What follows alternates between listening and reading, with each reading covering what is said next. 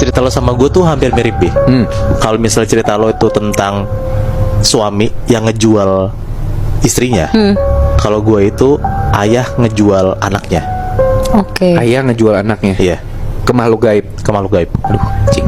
Jadi bukan langsung direct ngejual gitu, bukan. Tapi inti ceritanya adalah kayak ayahnya ini mau anaknya hidup sukses, keluarganya kaya. Ada satu cowok yang emang si ayahnya dalam tanda kutip nih targetin buat nikahin sama anaknya ini. Tapi dia mau pakai cara mistis biar si suaminya ini, si laki ini mau sama anaknya. Oh udah pak, yang penting pasti gitu. Iya. Karena belum tentu suka juga kan. Iya. Iya. Nah jadi cerita ini datang dari salah satu keluarga di daerah Sumatera yang bisa dibilang kondisi ekonominya tuh ya memang cukup terbatas lah. Kayak mungkin kayak lo lah, kayak emang rada susah dalam tanda kutip ya. Jadi keluarga ini cuma 3 orang. Ada bapak, ibu, sama anak perempuannya yang kita sebut aja Lina. Ini gue samarin namanya Lina ya. Oke. Jadi Lina ini jadi salah satu anak yang cukup dihormatin di tempatnya karena Lina tuh anaknya cantik banget, jadi kayak kembang desa. Terus dia pinter banget, bahkan kayak pemerintah sana tuh ngasih beasiswa ke Lina karena saking pinternya gitu. Nah tapi bokapnya Lina ini cukup aneh pemikirannya karena dia mikir dia tahu anaknya pinter, dia tahu anaknya harusnya lulus SMA, kuliah gitu. Tapi nggak dikasih, Bi. Nah, Kenapa? nggak dikasih izin sama si bapak ini karena ya dimikir kayak ya nikah aja langsung, nikah sama orang sukses aja kan habis itu udah lancar hidupnya. Jadi nggak perlu kuliah lagi, nggak perlu ngambil pendidikan gitu lah. Iya. Bukan Nggak nomor perlu- satu ya. Nggak perlu buang-buang duit lagi. Kayaknya lo udah dapat kehidupan yang aman dengan lo nikah sama orang yang sukses gitu, tajir gitu ya. Iya. Nah sebenarnya Lina tuh udah beberapa kali bahkan sering banget minta bokapnya buat berubah pikiran, jangan maksa gua buat nikah langsung. Nah tapi si bokapnya tuh langsung maksa dan marah gitu loh. Intinya kayak ya lo harus nikah. Ya mau nggak mau sebagai anak satu-satunya doang ya harus nurut sama bokapnya dong. Iya. Walaupun si nyokapnya Lina ini emang diem aja, emang nggak berperan penting dalam tanda kutip lah ya. Tapi yang emang vokal tuh bokapnya mau nggak mau ya Lina harus ikutin lah keinginan bokapnya ini gitu. Iya. Ini gue masuk cerita ke keluarganya ya. Jadi bokapnya Lina ini kerja jadi kayak buruh pabrik gitu, Bi. Nah, di salah satu pabrik daerah Sumatera. Sampai ada waktu dimana kayak si bokapnya Lina ini ngelihat ada cowok cakep lah di pabriknya itu. Nah cowoknya ini bukan buruh pabrik juga, Bi. Nah pokoknya kayak punya jabatan gitu lah, lumayan jadi kayak karyawan pabrik inilah.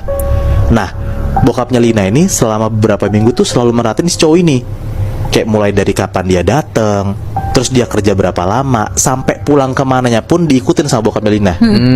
Nah alasannya dengan pemikiran ceteknya si bokapnya Lina ini, dia sebisa mungkin nyari waktu biar si anaknya nih Lina dijodohin sama si cowok ini. Oke.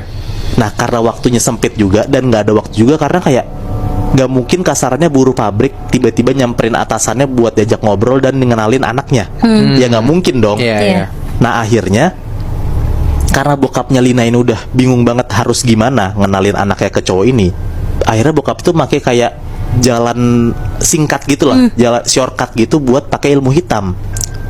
Biar si cowok ini diguna-guna, biar mau sama Lina, sama Dipelet anaknya gitu. dipelet, Oke, bener Nat.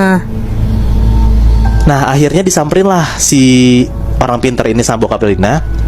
Dan orang pinter ini bilang, nitip pesan gitu ke bokapnya Lina, kalau misalnya emang mau pakai cara ini, lo cuman, ini bahasa kita lah ya, lo cuman harus tanam satu barang yang dia kasih nih, yang si orang pinter ini kasih, tanam di depan rumah si cowok ini.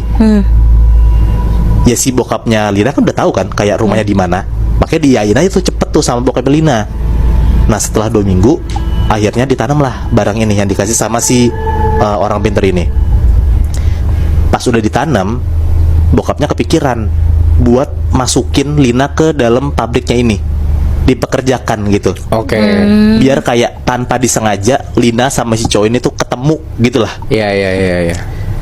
Nah akhirnya sebener-benernya banget nih, Bi, Nat, Lina tuh nggak mau kerja di pabrik, tempat pabriknya si ayahnya ini, bokapnya ini, karena kayak dia mikir dia tetap mau kuliah dulu. Tapi karena lagi-lagi dipaksa banget nih sama bokapnya Lina, akhirnya mau nggak mau ya nurut kan. Dan singkat cerita 2 minggu kemudian masuklah nih si Lina ke dalam kantornya atau dalam tanda kutip pabriknya si tempat ayahnya kerja ini. Nah sampai ada momen dimana kayak udah semingguan nih Lina udah kerja di pabrik itu, Lina tuh akhirnya ketemu sama si cowok ini, sama si yang ditargetin sama bokapnya Lina ini. Iya, iya. Nah, si cowok ini minta tolong Lina buat bersihin dalam ruangannya. Nah, sebagai dalam tanda kutip ya kayak OB gitu, ya dia pasti nurut dong omongan atasannya. Bersihin segala macem. Nah, akhirnya pas lagi dibersihin ruangannya itu, si cowoknya tuh masuk juga ke dalam ruangannya. Jadi berdua doang nih. Akhirnya di momen itu Lina sama cowok ini kenalan. Oke. Oh, si cowok ini emang udah punya ruangan sendiri gitu ya? Udah punya. Oh, berarti jabatannya emang tinggi ya? Udah tinggi dan Oke, ini oke. masih hampir masih 25 ke atas 30-an gitu lah, Bi. Oh, oke. Nah, akhirnya di situ kenalan lah. Kalau si cowok ini namanya Aidar. Nah, sebenarnya si Lina ini juga kayak ngerasa pas dia lagi nyapu biasa, lagi bersih-bersihin ruangan si Aidar ini, dia ngerasa kayak kok si Aidar, si bosnya ini ngobrol mulu sama gue ya. Jadi kasarnya tuh Lina ngerasa kayaknya si Aidar ini suka sama gue. Oh. Tapi tanpa sadar sebenarnya kenapa Aidar suka sama Lina karena udah dipakein ilmu hitam Sama bapaknya sama Lina. bokapnya Lina. Oh, bokapnya nggak ngaku ke Lina? Enggak. Oh, oke. Nggak ngaku sama Oh, Lina sekali, nggak tahu berarti ya? Nggak tahu, nggak tahu sama sekali. Terus. Bokapnya nggak ngaku ke Lina? Enggak. Oh, oke. Nggak ngaku sama Oh, Lina sekali. nggak tahu berarti ya? Nggak tahu, nggak tahu sama sekali. Terus. Nah, mulai dari hari itu akhirnya Aidar sering banget ngobrol sama Lina dan pura-pura kayak nyuruh Lina ngebersihin ruangannya. Padahal niatnya buat ngobrol doang gitu. Udah sebatas itu doang. Sampai udah 3 bulan Lina kerja di sana, Aidar tiba-tiba ngajak nikah, Bi. Nah, Oh, ngajak 3 nikah si bulan. Lina ini. secepat itu. Secepat Oke. itu. Nah, akhirnya ya karena Lina udah kepikat juga gitu, emang udah suka sama Aidar karena ada interaksi banget. Akhirnya nikah lah dan mau aja nih nerima ajakannya si Aidar buat nikah sama si Lina ini kan. Sebenarnya ada pertentangan di keluarganya si Aidar karena maaf ya bukan gimana-gimana tapi kayak lo punya jabatan tinggi di pabrik di satu perusahaan, masa tiba-tiba lo mau nikah sama anak buruh pabrik kasarannya kayak gitu. Iya, iya. Nah tapi ya karena pelan-pelan nih ternyata pelet yang dikasih sama bokapnya Lina ini kuat Iya, banget. nah. Akhirnya ya udah keluarga Aidar tuh mau dan menerima Lina sebagai dalam tanda kutip anggota baru keluarganya si Aidar inilah. Oke. Nikahlah nih. Oh, sorry, berarti yang kena peletnya ini nggak cuma Aidar doang? Iya. Keluarganya juga kena? Akhirnya pelan-pelan keluarga kena Bi karena kesekuat itu peletnya. Oke. Gila. Nah 6 bulan mereka nikah dan apa yang diharapin sama bapaknya Lina ini berhasil juga terwujud nih gitu. Akhirnya si keluarganya Lina ini dikasih kayak uang banyak banget sama Aidar dan akhirnya mereka punya rumah sendiri. Dan si Lina tinggal sama Aidar di rumahnya itu yang ditanemin sama bokapnya Iya. tuh pelet gitu. Hmm. Akhirnya juga bapaknya Lina tuh dapat promosi naik jabatan jadi kayak kepala staf di sana gitu. Gua nggak lah pokoknya naik jabatan lah, bukan cuma buruh pabrik doang gitu. Oh, karena pengaruhnya si Aidar juga? Iya. Oh, kayak agak-agak nepotisme gitu ya? Nah bener. Oke. Nah tapi ternyata kebahagiaan itu nggak berlangsung lama Bi, Nat, sebentar banget gitu. Karena ada beberapa waktu si Aidar nih kan udah nikah nih ya sama si Lina ya. Aidar tiap tidur tengah malam kebangun dan selalu teriak kenceng banget kalau ngeliat Lina. Kenapa? Nah alasannya juga nggak tahu gitu loh. Si Aidar nggak tahu alasannya kenapa dan Lina pun juga nggak ngerti Nat. Pokoknya dia ngehnya kayak mungkin suami gue mimpi buruk. Tapi kejadian itu nggak cuma sekali 2 kali, berkali-kali. Jadi mungkin nih dalam 7 hari, 5 hari tuh dia kayak gitu. Lina tuh ngeliat Aidar tengah malam nih jam 12 malam kebangun pas ngeliat Lina teriak-teriak. Oke. Jadi kayak dia tuh kasaran aja, jadi kayak ngeliat sosok aneh gitu loh. Padahal yang dia lihat ya istrinya sendiri Lina Iya. gitu kan. Ya, Lina juga nggak ngerti apa-apa kan? Iya bener. Nah sampai ada akhirnya ada satu waktu nih pas mereka lagi makan malam. Ini di hari berikutnya ya. Lina tuh lagi masak sendiri Bi, Nat, di dapur. Nah terus tiba-tiba Lina denger suaminya si Aidar nih manggil dari kamar. Disamperin dong sama Lina kayak kenapa mas? Aidar bilang tolong kalau masak jangan pakai bawang putih sama garam ya. Nah Lina nggak pakai mikir panjang, akhirnya kayak nurutin permintaan si Aidar ini. Nah nggak lama setelah itu si Lina kan balik lagi kan ke dapur masak. Tiba-tiba teleponnya Lina tuh getar. Dan pas dilihat ternyata itu teleponnya Aidar, dari Aidar. Nah diangkatlah sama Lina. Dia bingung kayak kenapa nelpon nih suami gua kan. Iya. Pas diangkat sama Lina, si Aidar tuh bilang kayak maaf Lin, tadi aku pergi sebentar. Pas aku ngeliat kamu, pas aku mau izin kamu tidur. Tapi aku bentar lagi pulang kok. Habis itu si Lina cuma bilang oh iya. Dimatiin langsung sama Aidar. Nah di situ kayak Lina tuh kaget banget. Dia tuh mikir kayak apa suami gue bercanda apa gimana gitu, karena gue baru banget ngelihat suami gue di kamar Iya. minta tolong masakin nggak pakai garam gitu. Kenapa tiba-tiba nelpon gitu kan? Benar. Bahkan tadi kan si Aidar bilangnya juga dia pergi karena Linanya lagi tidur kan. Berarti Iya. udah lama dong. Udah lama harusnya kan. Iya. Nah karena Lina juga rada deg-degan nih, rada panik juga, akhirnya dia langsung naruh semua masakannya dia ngecek lah ke kamarnya Lina nih, ke kamarnya dia sendiri, karena dia mikir kayak ya mungkin suami gue bercanda doang kali.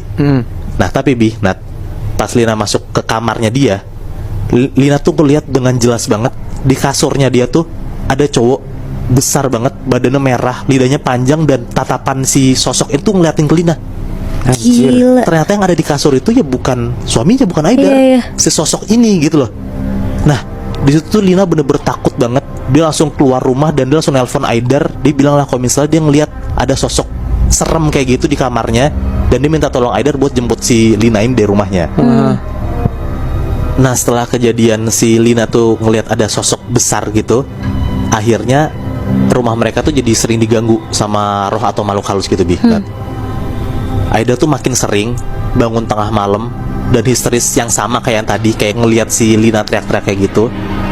Dan yang lebih ngerinya lagi, karena mungkin si Aidar stres banget ya, Aidar tuh jadi kayak sering bengong, tatapannya kosong gitu loh.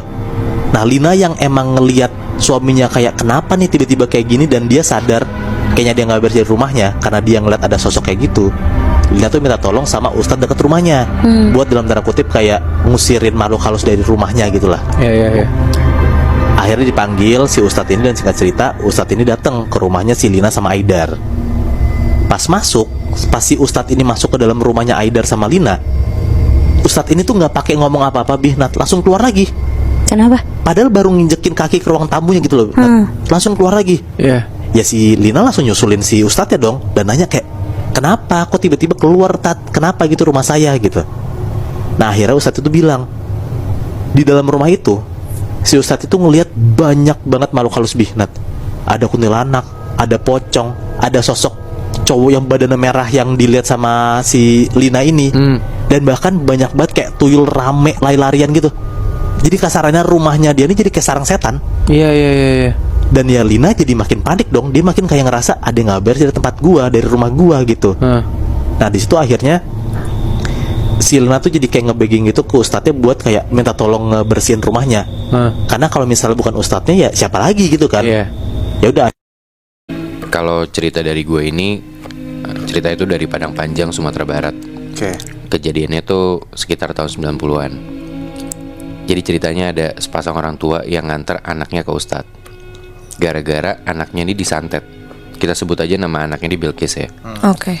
Jadi anaknya ini, si Bilkis ini, waktu dia dibawa ke ustadz itu tuh dia udah setengah gila. Kayak dia tuh diem tapi tiba-tiba suka teriak. Oke. Nah akhirnya di pertemuan dengan ustadz itu, si ustadz ini coba menerawang. Dan abis menerawang itu, singkat cerita, ustadznya ini nanya ke orang tuanya Bilkis, Pak, Bu, kenal laki-laki yang namanya Dahlan gak? Nah orang tuanya Bilkis nih jawabnya nggak kenal. Oke. Nah kenapa si ustadznya nanya kayak gitu? Karena menurut penerawangannya si ustadz ini, kalau si Bilkis ini disantet sama orang yang suka sama Bilkis, tapi cintanya ditolak. Si Dahlan Si itu. Dahlan ini. Dan juga si Dahlan ini sakit hati gara-gara Bilkis ini nolaknya nggak baik-baik. Oke. Ternyata tuh si Bilkis ngomong kalau kayak kamu nggak pantas buat saya. Aduh. Si Bilkis ngomong kayak gitu, kasar banget kan. Iya. Akhirnya Dahlan sakit hati. Nah usut punya usut, si ustadz ini tuh bilang kalau si Bilkis ini jadi setengah gila itu gara-gara si Dahlan ini nyamperin seorang dukun yang di daerah itu tuh cukup kuat gitu Oke. ilmunya. Jadi si Dahlan ini bilang kalau dia mau nyantet orang, dia ngomong ke si dukun ini. Dan si dukun yang disamperin Dahlan ini ngasih dua pilihan ke Dahlan. Kamu mau bikin dia suka balik sama kamu, atau dia mau saya buat menderita. Oke. Nah Dahlan bilang dong, saya nggak mau lagi sama dia, saya nggak suka sama orang sombong. Akhirnya si Bilkis ini dibuat menderita kan. Akhirnya si dukun ini pakai sebuah ilmu hitam yang namanya Gasiang Tangkurak. Gas yang apa? Gasiang Tangkurak. Oke. Ya sebenarnya bahasa Indonesianya kayak gasing tengkorak gitu loh. Nah jadi gasing tengkorak ini diambil dari tengkorak manusia yang udah mati, tapi matinya harus gara-gara dibunuh. Karena? Nah, karena ketika orang yang mati dibunuh, itu tuh mereka punya dendam. Nah, dendam ini yang dipakai buat nyantet. Oke. Nah, dari kepala tengkorak ini diambil tulang jidatnya, terus dikikis, terus tengahnya dibolongin 2 bolongan buat masukin tali gitu. Jadi ini tuh kayak gasing tarik gitu loh, bukan gasing yang dilempar terus dia muter di lantai. Itu kalau lu googling pasti ketemu. Nah, terus buat nambahin ritual si gasing tengkorak ini, si orang yang mau nyantet itu harus nyiapin pinang sirih, kemenyan, dan emas yang jumlahnya tuh sesuai sama tanggal lahir orang yang mau disantet. Misalnya si orang yang mau disantet lahirnya tanggal 24, ya lu berarti siapin 24 gram emas gitu. Nah, barang-barang yang barusan gue sebutin tuh bakal jadi kayak sesajen gitu loh. Nah, dimulai ritualnya tuh dari kayak udah jadi nih misalnya gasingnya. Gasingnya tuh dimainin dengan cara kedua tangan lo tuh narik talinya, terus gasing di tengahnya tuh bakal muter. Oke. Jadi sepanjang narik-narik si gasing itu, si talinya, si dukunnya nih ngucapin mantra kayak gini. Gasiang batali jo kain kafan, di petang kami malam jumu'e, gasiang tangkurak den mainkan, putui la gasing, putui makrifat. Artinya? Artinya sebenarnya kayak ya gasing bertali pakai kain kafan. Terus di malam Jumat gasing yang tengkorak kita mainkan, saya mainkan. Ya gasingnya putus juga hubungan manusia dengan Tuhan. Jadi kayak si dukun ini mencoba buat mutusin hubungan si orang yang disantet sama Tuhan. Jadi berarti bisa dimasukin ilmu. Bilqis dong di sini kasusnya. Nah, jadi si gasing ini harus dimainin sampai putus. Harus. Begitu udah putus, itu pasti bakal kena tuh santetnya. Oke. Nah, di malam itu, pas setelah udah dibacain, si Bilqis nih di rumahnya langsung teriak-teriak. Dia langsung nginget mukanya Dahlan. Dia manggil-manggil namanya Dahlan. Dan saking gilanya, si Bilqis ini sampai garuk-garuk tembok, sampai kukunya lepas. Tuhan. Pokoknya dia udah gila banget lah di situ. Nah, setelah nyeritain ceritanya yang terjadi sama Bilqis, si ustadz yang disamperin sama orang tuanya Bilqis nih ngomong, ya udah, bapak sama ibu pulang aja, jangan lupa sholat. Saya coba bantu dari sini. Sholat, berdoa, jangan lupa bacain Bilqis surat Yasin di kamarnya setelah sholat isya. Oke. Udah tuh, malamnya ya orang tuanya bacain Bilqis surat Yasin kan. Nah, pas bacain, ini entah lo percaya atau enggak, lo pernah lihat gak sih di film-film tuh yang kayak tiba-tiba kesurupannya tuh ngerayap ke tembok? Iya. Nah, si Bilqis tuh kayak gitu. Anjir. Bilqis ngerayap ke tembok sampai atas sambil teriak-teriak kayak anjing kau. Dia nganjing-nganjingin orang tuanya. Anjir. Sampai tiba-tiba dia jatuh dan dia pingsan. Nah, besokannya si Bilqis nih dibawa lagi ke ustadz sama orang tuanya. Cuman ustadz nih bilang ya dia udah gak bisa nolongin. Karena emang dukunnya Dahlan nih kuat banget, yang tadi gue bilang. Saking kuatnya si dukun itu, ustadz ini udah bener-bener gak bisa bantuin. Gila. Setelah itu Bilqis coba dibawa ke orang pinter manapun dan gak bisa-bisa. Sampai akhirnya duit orang tuanya Bilqis nih udah habis. Dan setelah itu ya si Bilqis jadi dipasung di kamarnya biar si Bilqis ini nggak ngerayap-ngerayap ke tembok, nggak nyakitin diri gitu loh. Karena orang tuanya udah bingung banget, duit udah habis, orang-orang pintar manapun juga nggak bisa bantuin gitu kan. Dan dari cerita yang gue dapet, sampai akhirnya si Dahlan ini ternyata belum puas ngelihat Bilqis menderita, dan Dahlan ini mau si Bilqis ini mati. Astaga Tuhan. Akhirnya si dukun ini pakai ilmu lagi yang namanya tanggam. Jadi tanggam nih, lu kayak pakai paku berkarat. Pakunya itu lu tancepin ke pohon, ke sebuah pohon. Lu paku-pakuin, seakan-akan kayak pohon ini nih orang yang mau lu santet gitu loh. Efeknya gimana? Efeknya nih bikin si Bilqis dari leher sampai ke bawah, sampai ke ujung kaki itu bernanah semua. Aduh Tuhan. Dan bener aja, malam-malamnya di hari yang sama, bokapnya Bilqis nih denger si Bilqis teriak. Dan pas disamperin ke kamarnya, ternyata tuh kecium banget bau busuk. Dan begitu dilihat lebih deket, seluruh nanah di badannya itu pecah. Ih. Dan saat itu juga Bilqis tewas. Hah? Demi apa? Beneran. Sumpah. Anjir. Dahlan gila. Gua ngerti sih maksudnya sakit hati karena dikatain gitu, tapi yang dilakuin Dahlan tuh udah nggak. Bener, gila banget Itu sih. nggak. Itu dia bukan manusia anjir. Parah banget. Jahat banget anjir. Jadi tahu kan lu pada di Sumatera Barat tuh emang ilmunya kenceng banget. Sekitar 4 tahun lalu ada kasus pembunuhan gitu Nat. Lebih tepatnya di daerah Kalimantan Timur. Ada satu cowok yang bener-bener dia ini dikenal banget kalau misalnya di lingkungannya itu cowok baik-baik, bener-bener gak neko-neko, tapi emang gayanya tuh kayak rada bad boy gitu. Tapi orang tahu kalau misalnya dia anak baik-baik lah. Sebut aja nama cowok ini Ali dan umur tuh sekitar 25 tahun. Nah ada satu waktu dia kenalan sama satu cewek. Kita sebut aja nama cewek ini Mimi. Seumuran juga sama Ali. Dan Mimi itu tuh sebenarnya teman kecilnya Ali, tapi udah tinggalnya pindah jauh dari rumah Ali dan udah lama gak ketemu. Sekalinya ketemu jadi kayak akrab lagi lah. Pas lagi lebaranan, emang biasanya tuh minal aizin gitu mereka berdua. Akhirnya setelah lebaran mereka ketemuan lagi, kontakan lah. Abis lebaran mereka kontakan dan udah sering jalan. Terus lama-lama mungkin kayak Mimi ngerasa nyaman sama Ali. Nyaman tuh tapi as a friend aja ya, gak gimana-gimana. Jadi Mimi tuh semakin kayak anggap si Ali ini bestinya dia lah. Kayak tiba-tiba Mimi minjem duit ke Ali karena dia bilang kayak, ya gue butuh ini, boleh nggak, segala macam bla bla. Ali bilang kan, ya udah nggak apa, karena Ali juga baik banget anaknya, jadi pinjemin terus tuh duitnya ke Mimi. Terus one day Mimi tuh minjem duit lagi, katanya mau urusan keluarga, jadi Ali kasih. Tapi belum diganti-ganti Moy. Belum, yang pertama belum diganti Nat. Tiba-tiba ada temannya Ali kayak ngasih tahu foto gitu, kayak, Li ini Mimi bukan sih? Ternyata di foto itu Mimi tuh lagi jalan sama cowok, dipergokin sama temennya si Ali ini. Nah Ali sakit hati lah, karena dia mikir kayak, gue tuh udah nganggep Mimi tuh lebih dari temen. Kenapa tiba-tiba Miminya malah sama cowok lain? Oh. Ali baper berarti. Iya, Ali baper Nat, bener. Sedangkan si Miminya enggak ya? Iya, cuma nganggap sebagai teman aja kan, teman lama dari kecil juga kan. Oke. Terus? Ali sakit hati sekali dua kali. Ali tuh masih nggak biasa aja lah, kayak dia batin sendiri. Lama-lama ada satu waktu Mimi tuh pinjem mobil ke Ali. Dan ternyata pas dipinjemin sama Ali, besokannya ketahuan kalau misalnya Mimi minjem mobil ke Ali buat jalan sama cowok. Singkat cerita, Ali tuh dendam banget lah sama Mimi. Dia sakit hati banget, dia tuh gak bisa mikir jernih, dan dia tuh langsung berubah 180 derajat. Yang tadinya baik banget ke orang-orang, jadi murung, jadi gak mau keluar kamar, gak mau ngobrol sama sekali. Intinya kayak Ali tuh sakit hati banget lah sama tingkah lakunya Mimi ini. Satu malam, saking Ali udah keselnya banget sama Mimi, tiba-tiba Ali datang ke rumah Mimi. Pas dilihat ternyata Mimi lagi sendirian di rumah, gak ada orang sama sekali. Diajak jalan lah sama si Ali ini. Mimi mau tuh diajak jalan. Terus pas banget mereka lagi jalan berdua, diajaklah ke kayak pinggir jalan dekat sungai gitu. Nongkrong lah di sana. Pas mereka lagi ngobrol, tiba-tiba Ali bilang ke Mimi kayak, Mi sebentar ya, aku mau ngambil jaket dulu di mobil.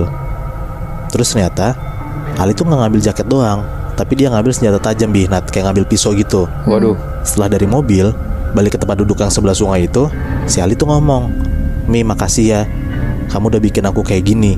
Habis ngomong kayak gitu, Mimi bingung lah kayak, ini kenapa si Ali? Nengoklah Mimi ke Ali. Pas dia nengok, tiba-tiba Ali tuh langsung sekap Mimi gitu loh. Nyangkap Mimi pakai jaket, diikat gitu, akhirnya ditusuk langsung sama si Ali. Meninggal lah si Mimi di tempat. Habis ngelakuin itu tuh Ali gemetaran banget, tapi ya dia takut kalau misalnya orang-orang tahu. Akhirnya mayat si Mimi dibuang lah ke sungai barengan sama jaket dan pisaunya itu yang pakai buat ngebunuh si Mimi ini. Setelah kejadian itu, besokannya orang-orang pada bingung, nanyalah Mimi kemana. Orang-orang tahu terakhir tuh Mimi pergi sama Ali. Ditanyalah sama orang-orang kali kayak, Li Mimi kemana? Kamu bukannya sering bareng sama dia? Kamu nggak tahu Mimi kemana? Ali tuh masih diem aja, dia bilang nggak tahu apa-apa, dia nggak ngaku sama sekali. Dan Ali ngerasa kayak, ya udah biarin aja, emang Mimi pantas dapetin itu. Karena Ali udah sakit hati banget lah sama si Mimi ini. Terus pas banget, itu tuh malam Jumat, 2 hari setelah kejadian Mimi nggak ada yang dibunuh sama si Ali ini. Ali lagi beli makan di luar. Nah di daerah Kalimantan rumahnya si Ali ini, itu tuh kalau misalnya malam jam 10 tuh udah sepi banget Nat. Dan Ali tuh emang tinggalnya bukan di kotanya, jadi emang sepi banget gitu lah, kebayangkan. Habis beli makan, jalan kaki tuh, Ali ngerasa pas di jalanan kanan kiri tuh hutan itu kayak ada yang ngikutin gua dari belakang. Cuman Ali takut nengok ke belakang. Akhirnya Ali jalan cepet tuh buat menghindari orang yang di belakangnya itu. Sampai di rumah, pas banget mau masuk pintu rumahnya, dia tuh ngeliat ada sosok mirip banget sama Mimi lagi duduk di dalam meja makannya. Jadi si Ali tuh dari luar rumah. Nah ada jendela, dia tuh bisa ngeliat ke dalam gitu loh. Nah dari luar itu Ali ngeliat ada Mimi di dalam. Di situ kayak Ali langsung dobrak pintunya, dia langsung lihat kayak di meja makan beneran ada Mimi atau enggak. Ternyata nggak ada, kosong sama sekali. Udah tuh Ali buru-buru cepat-cepat makan, dan naiklah ke atas ke kamarnya buat tidur. Pas banget lagi jalan naik ke atas, naik tangga, si Ali tuh denger kayak suara cewek ngomong, Ali udah pulang. Nah suaranya itu kata Ali persis banget kayak suaranya Mimi, tapi jauh banget suaranya. Di situ dia ngerasa kayak, wah ini ada yang nggak beres nih. Dia makin resah lah, makin takut lah. Dia langsung naik ke kamarnya dan dia maksa tidur. Akhirnya tidur lah dia. Kebesokan harinya, Ali dapat kabar kalau misalnya satu kampung itu tuh lagi nyariin Mimi. Bener-bener kayak Mimi tuh udah masuk ke daftar orang hilang gitulah. Ali semakin nggak tenang. Dia tuh makin takut lah kalau misalnya orang-orang tahu. Tapi di depan orang dia berusaha tenang aja. Terus tiba-tiba di malam itu kebesokan harinya, pas si Ali baru pulang, tiba-tiba di depan pintu rumahnya itu ada jaket yang dia buang ke sungai. Terus ada pisunya juga. Ada darah gitu. Wah pokoknya dia ngeliat lah kalau misalnya ini barang yang gua buat bunuh Mimi. Kenapa tiba-tiba ada di rumah gua? Ali panik. Akhirnya Ali buang lah tuh, taruh ke kardus. Dia masukin lah semua barangnya, pisau sama jaketnya. Dia pergi jauh buat ngebakar dan ngebuang barang buktinya. Dia pergi jam 7-an. Nah jam 10-an dia pulanglah ke rumah. Malam tuh. Iya malam Bi. Pas sampai rumah, mamanya Ali tuh ngomong ke Ali, "Nak, tadi mama lihat ada Mimi depan rumah. Kamu gimana? Aman kan? Udah selesai semua kan?" Nah di situ tuh Ali tuh diem doang Bi, Nat. Dia ketakutan dan dia tuh makin ngerasa kalau misalnya gue keganggu banget nih. Sampai nyokap gue ngeliat ada Mimi depan rumah gue gitu. Akhirnya Ali diem aja, nggak ngejawab kata nyokapnya, dan naik tuh ke kamar. Di dalam kamar dia bengong. Dia bener-bener ketakutan banget. Pas dia lagi bengong, kan si Ali ini matanya minus Bi, Nat. Dia lagi nggak pakai kacamata tuh pas lagi tiduran. Kalau misal orang nggak pakai kacamata dan matanya nggak blur kan, tapi dia bisa ngeliat kalau misalnya ada orang depan dia kan. Iya, kayak burung-burung gitu ya. Iya, dan dia tuh ngeliat dan dia ngerasa kalau misalnya di pojok kamarnya dia ada kayak sosok tinggi lagi berdiri gitu loh. Dia ngeliat kayak ini ada apaan, tapi gue nggak bisa ngeliat jelas. Akhirnya Ali bangun, dia pakai kacamatanya tuh. Pas dia ngeliat ternyata nggak ada siapa-siapa. Dia mikir kayak yaudah gue salah lihat aja mungkin. Dia lepas kacamata lagi, dicobalah buat tidur. Pas dia lagi mau nyoba tidur, dia tuh nyium kayak ada bau-bau nggak sedap gitu loh, kayak bau kebakar tapi kayak bau busuk. Dia langsung tuh turun ke lantai 1, nyamperin mamahnya. Dia nanyalah ke mamanya kayak, "Mama nyium bau nggak?" Nyokapnya bilang kayak, "Mama nggak nyium apa-apa sama sekali." Nah pas dia turun, dia tuh nyium kayak baunya tuh yang berasal dari lantai 1. Kan kamarnya lantai 2 kan. Lantai 1 tuh berasa banget kalau misalnya ada bau di situ, tapi nyokapnya nggak nyium apa-apa. Pas Ali balik lagi ke kamar, masih di lantai 1, dia nyium kayaknya bau itu tuh berasal dari taman belakang rumahnya Ali. Nah jadi belakang rumahnya Ali tuh ada kayak taman gitu Bi, Nat. Jadi dia jalan tuh ke belakang tamannya kan. Dia jalan, dia buka tuh pintu rumah belakangnya buat ke taman belakang. Pas Ali buka dan lihat taman belakang, dia tuh ngeliat jelas banget Bi, Nat. Ada sosok Mimi lagi berdiri, megang pisau dan jaketnya Ali yang lagi kebakar gitu. Jadi tuh kayak sosok Mimi tuh bener-bener udah hancur gitu Bi, Nat, badannya. Kayak bekas badannya yang ditusuk sama Ali tuh kelihatan jelas banget. Dan Ali lihat badan sosok Mimi tuh bener-bener kayak ngeluarin darah banyak banget gitu loh. Tapi bentuk mukanya si sosok ini bener-bener udah hancur. Kayak bener-bener udah mayat kuntilanak gitu loh. Ali ketakutan banget lah. Dia bener-bener ngerasa kalau misalnya dia diganggu banget dan digentayangin sama sosok si Mimi ini. Karena udah ketakutan banget dan dia bingung harus apa, akhirnya dia nyerahin diri ke kantor polisi dan dia di penjara. Nggak selesai sampai situ, selama di penjara ini ternyata Ali tuh makin sering digangguin. Jadi kayak setiap dia ke kamar mandi malam-malam, dia ngeliat ada sosok cewek lagi ngintipin dia dari balik bilik. Dan dia yakin itu tuh Mimi. Terus pas dia lagi tidur, satu sel nih mereka berlima gitu Bi, Nat. Pas lagi kebangun jam 3 pagi, dia tuh ngeliat selalu ada cewek kuntilanak gitu lagi berdiri depan selnya si Ali. Jadi kayak bener-bener dia ngeliat ada sosok cewek depannya, tapi orang-orang 4 teman selnya ini nggak ngeliat sama sekali. Dan saking udah stresnya, dia tuh bener-bener udah kayak orang gila banget lah. Orang-orang tuh mandang dia gila, halu karena ketakutan sendiri. Setiap si Ali bilang ada sosok, teman-temannya orang-orang penjara tuh ngeliat kayak nggak ada apa-apa. Di penjara pun jadinya si Ali tuh dicap kalau misalnya dia orang gila. Iya. Wow, anjir diikutin sampai segitunya ya. Padahal udah kena ganjarannya gitu, dia udah masuk penjara, tapi tetep tuh si sosok yang dibunuh ini ngedatengin dia terus. Iya, gue juga mikir ya karena mungkin dendamnya si sosok Mimi ini belum bisa terbalaskan gitu lebih ke Ali, makanya digangguin sampai sebegitunya kan. Walaupun kurang ajar ya, minta duit terus gitu kan. Muy, tapi gue salfok deh. Tadi kan mamanya Ali tuh ngomong ke Ali kalau misalkan dia tuh ngelihat Mimi kan. Tapi kok dia biasa aja Muy. Padahal satu warga tuh lagi nyari si Mimi ini. Oh, yang dia ngomong kayak gimana nak? Aman kan? Udah selesai belum? Yang itu ya? Iya bener Bi. Apa jangan-jangan ibunya Ali tuh dalang di balik pembunuhan itu ya?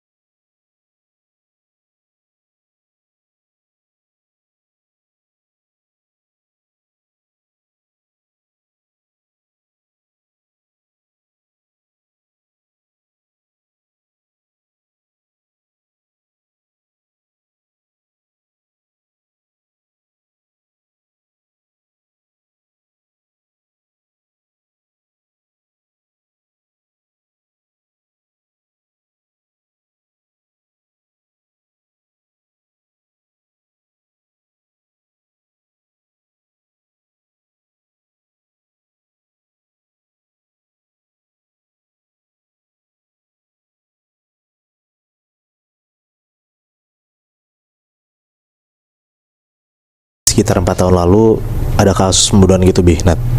Lebih tepatnya di daerah Kalimantan Timur. Ada satu cowok yang bener-bener dia ini dikenal banget kalau misalnya di lingkungannya itu cowok baik-baik, bener-bener gak neko-neko, tapi emang gayanya tuh kayak rada bad boy gitu. Tapi orang tahu kalau misalnya dia anak baik-baik lah. Sebut aja nama cowok ini Ali dan umur tuh sekitar 25 tahun. Nah ada satu waktu dia kenalan sama satu cewek. Kita sebut aja nama cewek ini Mimi, seumuran juga sama Ali. Dan Mimi itu tuh sebenarnya teman kecilnya Ali, tapi udah tinggalnya pindah jauh dari rumah Ali dan udah lama gak ketemu. Sekali yang ketemu jadi kayak akrab lagi lah.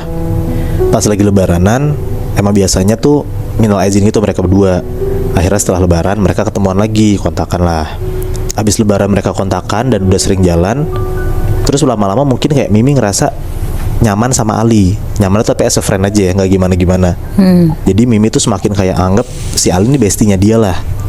Kayak tiba-tiba Mimi minjem duit ke Ali karena dia bilang kayak, ya gue butuh ini, boleh nggak, segala macam. Ali bilang kan, ya udah nggak apa, karena Ali juga baik banget anaknya, jadi pinjemin terus tuh duitnya ke Mimi. Terus one day Mimi tuh minjem duit lagi, katanya mau urusan keluarga, jadi Ali kasih. Tapi belum diganti-ganti Moy. Belum, yang pertama belum diganti Nat. Tiba-tiba ada temannya Ali kayak ngasih tahu foto gitu, kayak, Li ini Mimi bukan sih? Ternyata di foto itu Mimi tuh lagi jalan sama cowok, dipergokin sama temennya si Ali ini. Nah Ali sakit hati lah, karena dia mikir kayak, gue tuh udah nganggep Mimi tuh lebih dari temen, kenapa tiba-tiba Miminya malah sama cowok lain? Oh. Ali baper berarti. Iya, Ali baper Nat, bener. Sedangkan si Miminya enggak ya? Iya, cuma nganggap sebagai teman aja kan, teman lama dari kecil juga kan. Oke. Terus Ali sakit hati sekali dua kali, Ali tuh masih nggak biasa aja lah, kayak dia batin sendiri. Lama-lama ada satu waktu Mimi tuh pinjem mobil ke Ali, dan ternyata pas dipinjemin sama Ali, besokannya ketahuan kalau misalnya Mimi minjem mobil ke Ali buat jalan sama cowok. Singkat cerita, Ali tuh dendam banget lah sama Mimi. Dia sakit hati banget, dia tuh nggak bisa mikir jernih, dan dia tuh langsung berubah 180 derajat. Yang tadinya baik banget ke orang-orang, jadi murung, jadi nggak mau keluar kamar, nggak mau ngobrol sama sekali. Intinya kayak Ali tuh sakit hati banget lah sama tingkah lakunya Mimi ini. Satu malam, saking Ali udah keselnya banget sama Mimi, tiba-tiba Ali datang ke rumah Mimi. Pas dilihat ternyata Mimi lagi sendirian di rumah, nggak ada orang sama sekali. Diajak jalan lah sama si Ali ini. Mimi mau tuh diajak jalan. Terus pas banget mereka lagi jalan berdua, diajaklah ke kayak pinggir jalan dekat sungai gitu. Nongkrong lah di sana. Pas mereka lagi ngobrol, tiba-tiba Ali bilang ke Mimi kayak, Mi sebentar ya, aku mau ngambil jaket dulu di mobil. Terus ternyata Ali tuh nggak ngambil jaket doang, tapi dia ngambil senjata tajam Nat, kayak ngambil pisau gitu. waduh. Setelah dari mobil balik ke tempat duduk yang sebelah sungai itu, si Ali tuh ngomong, Mi makasih ya, kamu udah bikin aku kayak gini. Habis ngomong kayak gitu, Mimi bingung lah kayak, ini kenapa si Ali? Nengoklah Mimi ke Ali. Pas dia nengok, tiba-tiba Ali tuh langsung sekap Mimi gitu loh. Nyangkap Mimi pakai jaket, diikat gitu, akhirnya ditusuk langsung sama si Ali. Meninggal lah si Mimi di tempat. Habis ngelakuin itu tuh Ali gemetaran banget, tapi ya dia takut kalau misalnya orang-orang tahu. Akhirnya mayat si Mimi dibuang lah ke sungai barengan sama jaket dan pisaunya itu yang pakai buat ngebunuh si Mimi ini. Setelah kejadian itu, besokannya orang-orang pada bingung, nanyalah Mimi kemana. Orang-orang tahu terakhir tuh Mimi pergi sama Ali. Ditanyalah sama orang-orang kali kayak, Li Mimi kemana? Kamu bukannya sering bareng sama dia? Kamu nggak tahu Mimi kemana? Ali tuh masih diam aja, dia bilang nggak tahu apa-apa, dia nggak ngaku sama sekali. Dan Ali ngerasa kayak, ya udah biarin aja, emang Mimi pantas dapetin itu, karena Ali udah sakit hati banget lah sama si Mimi ini. Terus pas banget itu tuh malam Jumat, 2 hari setelah kejadian Mimi nggak ada yang dibunuh sama si Ali ini. Ali lagi beli makan di luar. Nah di daerah Kalimantan rumahnya si Ali ini, itu tuh kalau misalnya malam jam 10 tuh udah sepi banget Nat. Dan Ali tuh emang tinggalnya bukan di kotanya, jadi emang sepi banget gitu lah, kebayangkan. Habis beli makan, jalan kaki tuh, Ali ngerasa pas di jalanan kanan kiri tuh hutan itu kayak ada yang ngikutin gua dari belakang. Cuman Ali takut nengok ke belakang. Akhirnya Ali jalan cepet tuh buat menghindari orang yang di belakangnya itu. Sampai di rumah, pas banget mau masuk pintu rumahnya, dia tuh ngeliat ada sosok mirip banget sama Mimi lagi duduk di dalam meja makannya. Jadi si Ali tuh dari luar rumah. Nah ada jendela, dia tuh bisa ngeliat ke dalam gitu loh. Nah dari luar itu Ali ngeliat ada Mimi di dalam. Di situ kayak Ali langsung dobrak pintunya, dia langsung lihat kayak di meja makan beneran ada Mimi atau enggak. Ternyata nggak ada, kosong sama sekali. Udah tuh Ali buru-buru cepet-cepet makan, dan naiklah ke atas ke kamarnya buat tidur. Pas banget lagi jalan naik ke atas, naik tangga, si Ali tuh denger kayak suara cewek ngomong, Ali udah pulang. Nah suaranya itu kata Ali persis banget kayak suaranya Mimi, tapi jauh banget suaranya. Di situ dia ngerasa kayak, wah ini ada yang nggak beres nih. Dia makin resah lah, makin takut lah. Dia langsung naik ke kamarnya dan dia maksa tidur. Akhirnya tidur lah dia. Kebesokan harinya Ali dapat kabar kalau misalnya satu kampung itu tuh lagi nyariin Mimi. Bener-bener kayak Mimi tuh udah masuk ke daftar orang hilang gitu lah. Ali semakin gak tenang. Dia tuh makin takut lah kalau misalnya orang-orang tahu. Tapi di depan orang dia berusaha tenang aja. Terus tiba-tiba di malam itu kebesokan harinya, pas si Ali baru pulang, tiba-tiba di depan pintu rumahnya itu ada jaket yang dia buang ke sungai. Terus ada pisunya juga. Ada darah gitu. Wah pokoknya dia ngeliat lah kalau misalnya ini barang yang gua buat bunuh Mimi. Kenapa tiba-tiba ada di rumah gua? Ali panik. Akhirnya Ali buang lah tuh, taruh ke kardus. Dia masukin lah semua barangnya, pisau sama jaketnya. Dia pergi jauh buat ngebakar dan ngebuang barang buktinya. Dia pergi jam 7-an. Nah jam 10-an dia pulang lah ke rumah. Malam tuh. Iya malam Bi. Pas sampai rumah, mamanya Ali tuh ngomong ke Ali, "Nak, tadi mama lihat ada Mimi depan rumah. Kamu gimana? Aman kan? Udah selesai semua kan?" Nah di situ tuh Ali tuh diem doang Bi, Nat. Dia ketakutan dan dia tuh makin ngerasa kalau misalnya gue keganggu banget nih. Sampai nyokap gue ngeliat ada Mimi depan rumah gue gitu. Akhirnya Ali diem aja, nggak ngejawab kata nyokapnya, dan naik tuh ke kamar. Di dalam kamar dia bengong. Dia bener-bener ketakutan banget. Pas dia lagi bengong, kan si Ali ini matanya minus Bi, Nat. Dia lagi nggak pakai kacamata tuh pas lagi tiduran. Kalau misal orang nggak pakai kacamata dan matanya nggak blur kan, tapi dia bisa ngeliat kalau misal ada orang depan dia kan. Iya, kayak burung-burung gitu ya. Iya, dan dia tuh ngeliat dan dia ngerasa kalau misalnya di pojok kamarnya dia ada kayak sosok tinggi lagi berdiri gitu loh. Dia ngeliat kayak ini ada apaan, tapi gue nggak bisa ngeliat jelas. Akhirnya Ali bangun, dia pakai kacamatanya tuh. Pas dia ngeliat ternyata nggak ada siapa-siapa. Dia mikir kayak ya udah gue salah lihat aja mungkin. Dia lepas kacamata lagi, dia cobalah buat tidur. Pas dia lagi mau nyoba tidur, dia tuh nyium kayak ada bau-bau nggak sedap gitu loh, kayak bau kebakar tapi kayak bau busuk. Dia langsung tuh turun ke lantai 1, nyamperin mamahnya. Dia nanya lah ke mamanya kayak, "Mama nyium bau nggak?" Nyokapnya bilang kayak, "Mama nggak nyium apa-apa sama sekali." Nah pas dia turun, dia tuh nyium kayak baunya tuh yang berasal dari lantai 1. Kan kamarnya lantai 2 kan. Lantai 1 tuh berasa banget kalau misalnya ada bau di situ, tapi nyokapnya nggak nyium apa-apa. Pas Ali balik lagi ke kamar, masih di lantai 1, dia nyium kayaknya bau itu tuh berasal dari taman belakang rumahnya Ali. Nah jadi belakang rumahnya Ali tuh ada kayak taman gitu Bi, Nat. Jadi dia jalan tuh ke belakang tamannya kan. Dia jalan, dia buka tuh pintu rumah belakangnya buat ke taman belakang. Pas Ali buka dan lihat taman belakang, dia tuh ngeliat jelas banget Bi, Nat. Ada sosok Mimi lagi berdiri, megang pisau dan jaketnya Ali yang lagi kebakar gitu. Jadi tuh kayak sosok Mimi tuh bener-bener udah hancur gitu Bi, Nat, badannya. Kayak bekas badannya yang ditusuk sama Ali tuh kelihatan jelas banget. Dan Ali lihat badan sosok Mimi tuh bener-bener kayak ngeluarin darah banyak banget gitu loh. Tapi bentuk mukanya si sosok ini bener-bener udah hancur. Kayak bener-bener udah mayat kuntilanak gitu loh. Ali ketakutan banget lah. Dia bener-bener ngerasa kalau misalnya dia diganggu banget dan digentayangin sama sosok si Mimi ini. Karena udah ketakutan banget dan dia bingung harus apa, akhirnya dia nyerahin diri ke kantor polisi dan dia di penjara. Nggak selesai sampai situ. Selama di penjara ini ternyata Ali tuh makin sering digangguin. Jadi kayak setiap dia ke kamar mandi malam-malam, dia ngeliat ada sosok cewek lagi ngintipin dia dari balik bilik. Dan dia yakin itu tuh Mimi. Terus pas dia lagi tidur, satu sel nih mereka berlima gitu Bi, Nat. Pas lagi kebangun jam 3 pagi, dia tuh ngeliat selalu ada cewek kuntilanak gitu lagi berdiri depan selnya si Ali. Jadi kayak bener-bener dia ngeliat ada sosok cewek depannya, tapi orang-orang 4 teman selnya ini nggak ngeliat sama sekali. Dan saking udah stresnya, dia tuh bener-bener udah kayak orang gila banget lah. Orang-orang tuh mandang dia gila, halu karena ketakutan sendiri. Setiap si Ali bilang ada sosok, teman-temannya, orang-orang penjara tuh ngeliat kayak nggak ada apa-apa. Di penjara pun jadinya si Ali tuh dicap kalau misalnya dia orang gila. Iya. Wow, anjir diikutin sampai segitunya ya. Padahal udah kena ganjaran nih gitu. Dia udah masuk penjara, tapi tetep tuh si sosok yang dibunuh ini ngedatengin dia terus. Iya, gue juga mikir ya karena mungkin dendamnya si sosok Mimi ini belum bisa terbalaskan gitu loh Bi ke Ali. Makanya digangguin sampai sebegitunya kan. Walaupun kurang ajar ya, minta duit terus gitu kan. Muy, tapi gue salfok deh. Tadi kan mamanya Ali tuh ngomong ke Ali kalau misalkan dia tuh ngelihat Mimi kan.